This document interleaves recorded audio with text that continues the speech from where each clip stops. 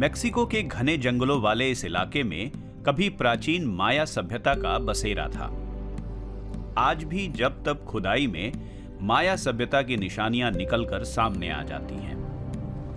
हजारों साल पुरानी इसी माया सभ्यता के नाम पर अब यहां रेल सेवा शुरू करने की तैयारी है। रेल चलेगी तो सैलानियों की आमदो रफ्त बढ़ेगी, लेकिन पर्यावरण का नुकसान होगा और लाखों जीव जंतुओं का बसेरा उजड़ जाएगा। मिगेल अंखेल डिया जमीन पर आहिस्ता से कदम रखते हैं। डर है कि तेज कदमों की आहट कहीं उन जीवों को ना भगा दे जिन्हें कटहल और चीकू के घने जंगल में वो देखने आए हैं। हम भूरी गर्दन वाले कठफोड़वा को यहाँ पर देख सकते हैं और कभी कभी बाज को भी, जो पहले यहाँ खूब दिखाई देते थे। अब वो दिखते तो हैं लेकिन यहाँ रहते नहीं हैं।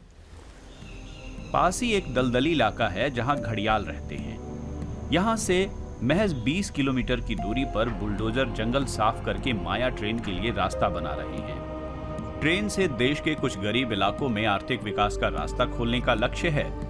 1500 किलोमीटर से ज्यादा लंबी रूट वाली ये ट्रेन कानकून को भी इस इलाके से जोड़ेगी, जहां बीते साल 3 करोड़ लोग घूमने पहुंचे। इसीलिए माया ट्रेन जरूरी है, क्योंकि अगर उन 3 करोड़ लोगों ने ट्रेन ली तो उसमें से सारे तो नहीं, लेकिन 10% यानी करीब 30 लाख लोग काला कुमुल तक भी जाएंगे। ट्रेन के मार्ग में 20 स्टेशन होंगे जहां होटल और बाजार बनाने की योजना है। यह ईंधन और खेतों की पैदावार की ढुलाई में भी काम आएगी। यहाँ ज्यादा सैलानी होंगे, गाइडों के लिए ज्यादा नौकरियां होंगी। जाहिर है कि आर्थिक विकास भी होगा। यहाँ के छोटे कारोबारी समुदायों को ज्यादा सैलानियों और ज्यादा लोगों से फायदा होगा, जो अच्छी बात होगी। सैकड़ों किलोमीटर लंबा ये रेल मार्ग अनोखे इकोसिस्टमों से गुजरेगा। इनमें ताजा पानी भरे चूना पत्थरों की गुफाएं भी हैं। यही कारण है कि लोगों का ध्यान इस तरफ गया और इसके खिलाफ याचिकाएं दायर हुई। इसके नतीजे में कुछ समय के लिए काम बंद भी हुआ। अब सारा ध्यान रेल मार्ग के उस हिस्से पर है जो माया सभ्यता का हिस्सा रहे काला कुमुल के अनछुए जंगल से गुजरेगा। इससे यहाँ रहने वाले जीवों पर बुरा असर होगा। कारों का शोर उन्हें डराकर भगा देता है। अगर मोटरसाइकिल या कार गुजरे तो वो कभी दिखाई नहीं देंगे। वो चाहते हैं कि खामोशी रहे। यहाँ हम उनके आवास में हैं और उन्हें परेशान कर रहे हैं। जब कार और मोटरसाइकिल के शोर में ये हाल है तो सोचिए ट्रेन के आने पर क्या होगा, जो सिर्फ जंगल में 1-2 किलोमीटर के लिए नहीं आ रही है। वो पूरे जंगल से गुजरेगी और पक्षियों और दूसरे जीवों को डरा देगी। प्रकृति को बहुत धक्का पहुंचेगा। जीव विज्ञानी मानते हैं कि इस इलाके से रेल नहीं गुजरनी चाहिए।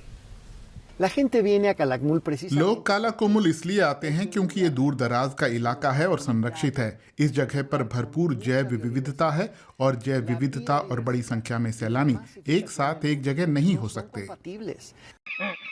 काला कुमुल का इलाका मेसो अमेरिका में जगुआरों की सबसे प्रमुख आबादी का घर है। 350 से ज्यादा पक्षियों और 1000 से ज्यादा स्तनधारियों के प्रजातियों के अलावा टपीर, प्यूमा और ओसिलेटेड टर्की जैसे लुप्त हो रहे जीवों का भी यहाँ बसेरा है। यहाँ आने के बाद सैलानी पहला सवाल पूछते हैं कि जगुआर कहाँ है। यहाँ अब जगुआर आसानी से नहीं दिखते, वो दुर्लभ हैं। यहाँ एक गुफा भी है जिसमें 30 लाख से ज्यादा चमगादड़ रहते हैं।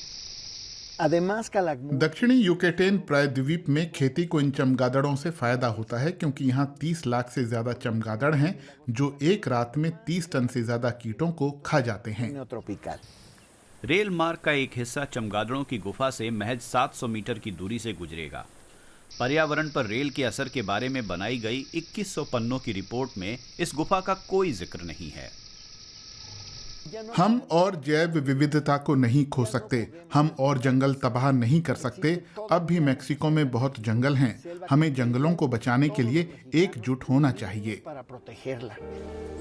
सरकारी एजेंसियों का कहना है कि परियोजना पर्यावरण के अनुकूल है, क्योंकि जीव जंतुओं पर पड़ने वाला असर घटाया जा सकता है। परियोजना में 74 हेक्टेयर जमीन पर दोबारा जंगल लगाने की भी बात है।